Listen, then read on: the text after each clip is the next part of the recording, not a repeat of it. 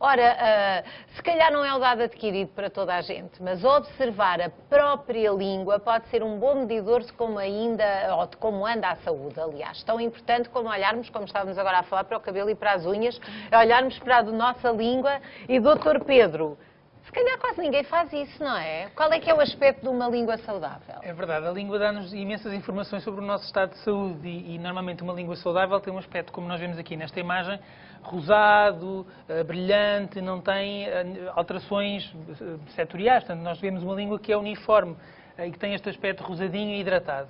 E isto dá-nos muitas informações sobre o estado de saúde, porque ela, de facto, quando sofre alterações, pode mostrar-nos algumas características que são sugestivas de algumas situações clínicas. A Alexandra vai-me aqui ajudar, isto foi tudo para não pôr a língua dela de fora. Temos aqui uma... tão grande. Temos aqui uma língua vermelha. Esta língua vermelha pode ser... Que é um bocadinho exagerado, não é? Parece um bocadinho, parece o Drácula, mas é para acentuar. Quando a língua está mesmo muito vermelha e pode haver essa cor anormal. Nas situações da pediatria pode ser, por exemplo, indicação de uma situação de escarlatina, por exemplo. No adulto pode ser indicativo de carências vitamínicas, nomeadamente vitamina E, B2 e B3, ou numa situação de anemia perniciosa, que é uma situação em que há carência de vitamina B12. Portanto, a anemia também pode-te dar esse aspecto da língua. Pois, e uma língua mais... Uma língua mais esbranquiçada, como esta que temos aqui, pode ser indicativo de várias situações. Pode ser indicativo, por exemplo, de desidratação, que é uma coisa tão simples como o facto da pessoa ingerir menos água. Zonas esbranquiçadas na língua. Estas zonas esbranquiçadas, porque a língua fica mais papilada, fica com as papilas mais perceptíveis. As papilas são projeções da própria língua que nos ajudam, que são responsáveis por um conjunto de funções biológicas da própria língua, nomeadamente pela questão do paladar. Quando elas ficam mais expostas, mostram-nos de facto que a língua está desidratada, ou que há alguma situação até metabólica que possa estar a contribuir para isso. Uma língua com estas características, que é ligeiramente diferente, portanto tem o bordo mais rosado, o centro mais esbranquiçado, ou até mesmo com a zona central mais escura, que as pessoas às vezes até associam como língua preta, pode ser significado de uma situação que é a leucoplasia da língua, pode ser significado, por exemplo, de situações em que existe uma presença de bactérias que proliferam nestas papilas e, portanto, o crescimento de bactérias que é normal ou a carência de algumas bactérias pode tornar o aspecto da língua também diferenciado. Isto pode acontecer, por exemplo, numa pessoa que seja ou fumadora, que use colutórios para desinfetar a boca com muita frequência, portanto, pode justificar estas alterações. E pode haver feridas na língua que não sejam aftas? Nós já falámos aqui das aftas. As aftas são muito frequentes e é importante perceber porque é que elas acontecem. Podem haver irregularidades das peças dentárias, dos dentes ou de alguma prótese que provoquem pequenas lesões, pequenas feridas, e essas zonas sendo maceradas continuamente fazem ulcerações, fazem feridas que são mais difíceis de cicatrizar, embora, por regra, a língua cicatrize com alguma facilidade. Se a pessoa trincar a língua rapidamente, não havendo nenhuma alteração, vai haver... Dói muito, mas passa depressa. Não sei se já vos aconteceu, não é? Ninguém gosta. Até as crianças às vezes andam a brincar e mordem a língua e fazem um grande pranto e depois aquilo no dia seguinte já parece que não é nada. Exatamente. Outra situação que também é muito comum são, por exemplo, chapinhos, que é a vulgar candidíase que se pode manifestar com este aspecto mais ponteado ou mesmo com um rebordo esbranquiçado à volta da língua. Portanto, há inúmeras alterações da nossa saúde que podem traduzir-se por alterações ao nível da língua. Portanto, agora, olha, quando estiverem irritados, ainda mais um motivo para porem a língua de fora ao espelho. Pronto, porque já se percebeu que convém, não é? Porque realmente, doutor, mesmo nas consultas, as pessoas não fazem muito isso, não ligam muito, não é? A menos que sintam mesmo dor ou qualquer outra coisa, não têm esse hábito de observar. Faz parte do exame objetivo que o médico deverá fazer no âmbito da consulta, tal como olhar para os olhos ou para outras zonas do corpo, mas em casa é algo que está muito acessível a todas as pessoas. Basta ir ao espelho, deitar a língua de fora e observar as alterações que possam estar presentes e que dão-nos informações úteis e que deverão motivar a procura do médico. Portanto, atenção, o corpo avisa, a língua também diz coisas que nós devemos estar atentos a elas. Ora, não se esqueça do cartão de sonho, que já não falta tudo para o entregarmos. Hoje temos 21.500 euros, não sei se vai ser tudo para quem for selecionado. Sei que 1.000 euros são de certeza, porque é o prémio garantido. E depois, quem recebe o prémio garantido habilita-se a ganhar o jackpot, que são 20.500 euros. Mas só recebe o jackpot se acertar clicar no código do cartão. Tanto jeito que dava o cartão de sonho a muitas das pessoas que estão a ver a nossa emissão. Aliás, a todas, acho que é daquelas situações que ninguém recusa, não é? E pode estar ao alcance de qualquer pessoa com uma simples chamada telefónica. Portanto, toma a sua decisão da melhor maneira, com ponderação, com cuidado, e no final do programa logo vamos descobrir se é hoje a sua vez de receber o cartão de sonho. É sempre a vez de alguém e nunca sai a mesma pessoa. Sai sempre a pessoas diferentes, não é? Nunca me lembro de haver alguém que já tenha recebido o cartão de sonho 2 vezes. Portanto, quem sabe hoje? Quem sabe hoje? Vamos ver, vamos ver. Boa sorte.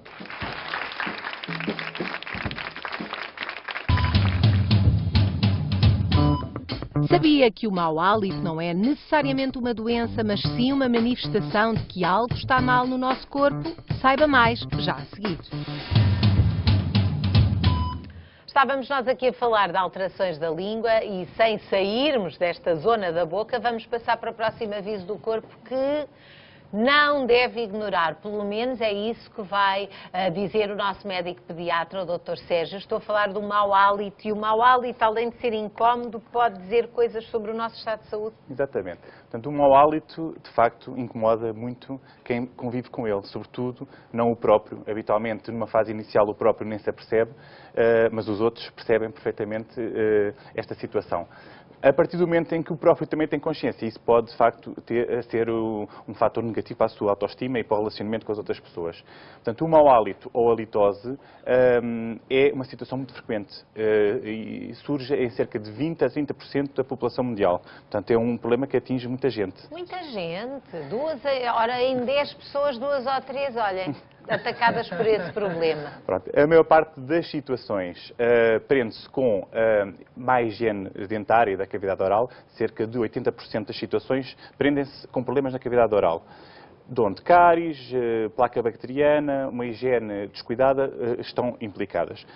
Também a ingestão de alguns alimentos, nomeadamente, por exemplo, as cebolas, o alho, podem condicionar, como todos sabem, mau hálito. Mas isso é no dia em que se come, não é? Não é? Às vezes, a pessoa pode perceber, não é? Nós até nem comemos e estamos a sentir aqui este cheiro. E ainda não foi transformado, ainda só está em bruto. No caso destas situações, o mau hálito prende-se pelo facto de ficarem resíduos na cavidade oral, por um lado, e por outro lado, algumas substâncias que são digeridas, que entram na circulação sanguínea, podem também participar no ar expirado e contribuir para o mau hálito.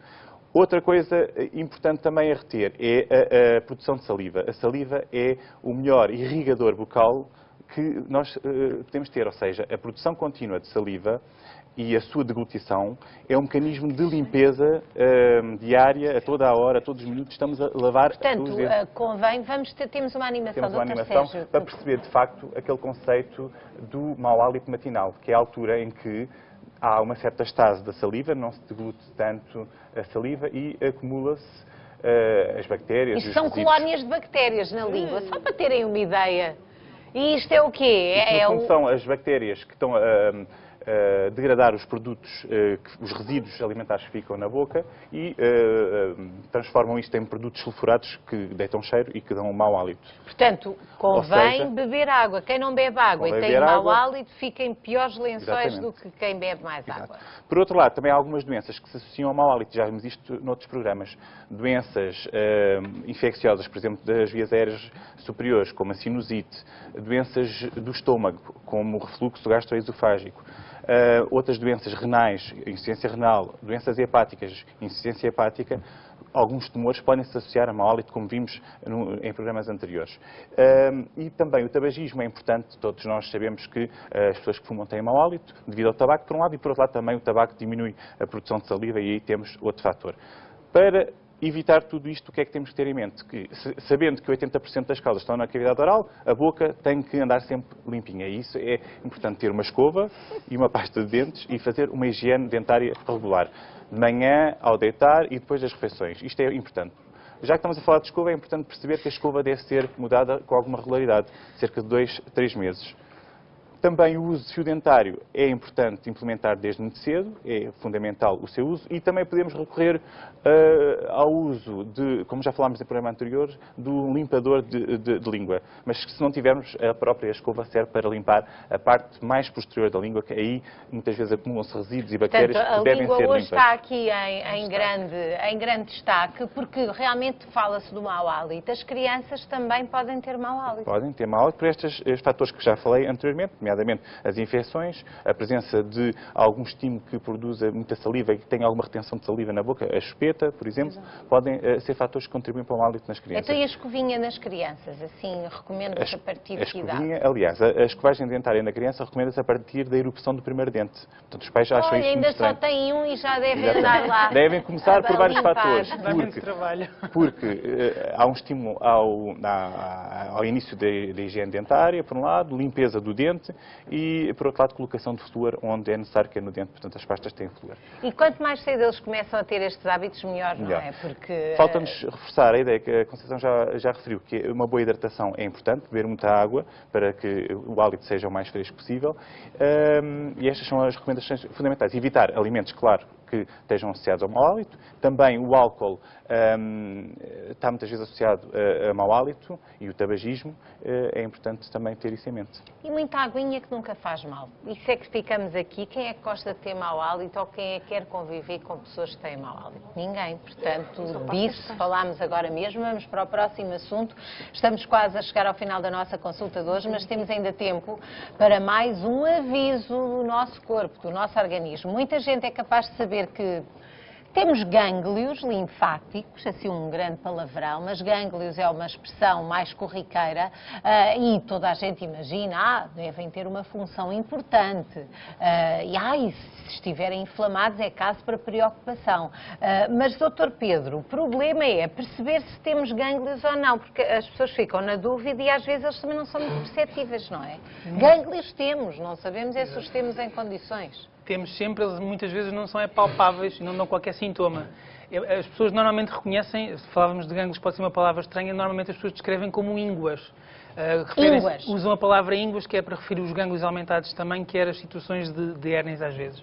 Mas os gânglios são estruturas onde nós temos uma localização, um armazém de defesas do nosso corpo. E podemos ter em várias localizações. Podemos ter, por exemplo, nas axilas, podemos ter na região submandibular, portanto, debaixo da mandíbula ou no pescoço. Podemos ter também, por exemplo, na zona inguinal, na zona das virilhas, são as localizações mais frequentes, mas temos imensas localizações no nosso corpo. Mas estas são aquelas onde é mais fácil as pessoas palparem. Quando é que eles se tornam aumentados de tamanho ou dolorosos? Nas situações de infecção, seja ela qual for. Quando dói não é bom sinal. Quando dói é porque nós temos ou tivemos alguma infecção dentária, pode ser uma cárie, pode ser uma infecção de garganta, pode ser uma foliculite, qualquer situação, uma unha encravada. É um pelo encravado. É um pelo encravado. Uma unha encravada, qualquer situação uma coisa de infecção. Tão simples como um pelo que não consegue vir para o exterior e fica ali a fazer borbulhinha e faz um altinho, e isso pode manifestar-se. Pode, porque vai haver a ativação das defesas que estão localizadas nesses gânglios linfáticos e, portanto, eles aumentam de tamanho. As doenças sexualmente transmissíveis podem ser uma das causas. Só é motivo de preocupação quando a infecção se manifesta, a infecção que deu origem ao aumento dos gânglios linfáticos, quando temos, por exemplo, febre, quando temos suores noturnos, quando temos perda de peso inexplicada. Então aí é mesmo caso para ir ao médico. Exatamente, deve motivar a procura do médico. Agora, o facto da pessoa ter tido uma constipação, ter tido uma amigdalite e ficar com os gânglios aumentados de tamanho e às vezes dolorosos por 2 ou 3 semanas, não deve ser motivo de preocupação, sobretudo se a pessoa está permanentemente a palpar. Cada vez que a pessoa palpa, o gânglio vai sendo estimulado e, portanto, vai ter tendência a demorar mais tempo a desaparecer. Psicologicamente isso é uma coisa também, um processo desgastante, que a pessoa começa a pensar o que é que isto está aqui a fazer e começa a pensar nas piores coisas, não é? É sempre um motivo de preocupação, mas, sobretudo, tendo em conta aqueles sinais de alarme, a febre, a perda de peso e a sudação noturna, a transpiração excessiva durante a noite, tendo em conta estes sinais de alarme, todas as outras situações têm uma evolução benigna, desde que se trate da infecção que esteve na base dessa situação. Portanto, é preciso procurar a ver o que é que pode ter sido. Exatamente. E se a pessoa não encontrar mesmo nada, então aí é que é mais complicado, não é? Há sempre uma causa. Se a história for bem explorada, houve E sempre bem uma contada, situação... tem de ser bem Exatamente, contada, não é? exatamente. Para o médico também, porque é também com base nisso que os médicos Claro. fazem a melhor consulta. E quanto mais informação têm, melhor, não Claro é? que sim. Quando se esconde coisas aos médicos, podemos estar a estragar o trabalho deles. Ora, muito bem, estamos a chegar ao final da nossa consulta de hoje. Hoje falámos daqueles cuidados que todos os médicos devem ter, e não só, por causa daquelas últimas recomendações do Ministério da Saúde. Os nossos doutores, obviamente, que o que querem é que haja o mínimo de problemas nos hospitais, o menor número de infecções. Hoje focaram a importância dos antibióticos. Quanto mais antibióticos nós tomamos, mais resistências as bactérias têm. Portanto, essa recomendação é muito importante. Chegámos ao fim do nosso tempo com os doutores, hoje com avisos que o corpo dá. Quase sem darmos por isso, são horas de nos despedirmos. Na próxima semana, os nossos médicos especialistas cá estarão de novo, com outros assuntos, outros conselhos, que com certeza serão do seu interesse. Já sabe que pode contactar-nos, envie as suas dúvidas ou as suas sugestões por escrito ou em vídeo para osdoutores@sic.pt. E eu até sugiro, com tanta tecnologia ao dispor, tantos telefonemas, as pessoas, tantos telemóveis, digo eu, ficam inibidas de mandarem vídeos.